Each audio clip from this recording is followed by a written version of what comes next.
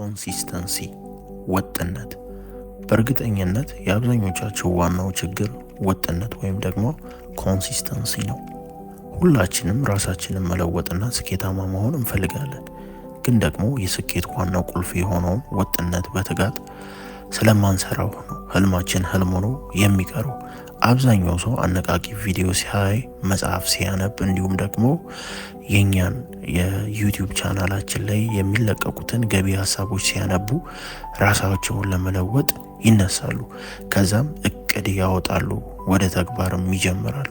ቢሆንም ከሳምንት በኋላ ወይም ደግሞ ከአንድ ወር በኋላ ሰልችቷቸው ይተዋሉ።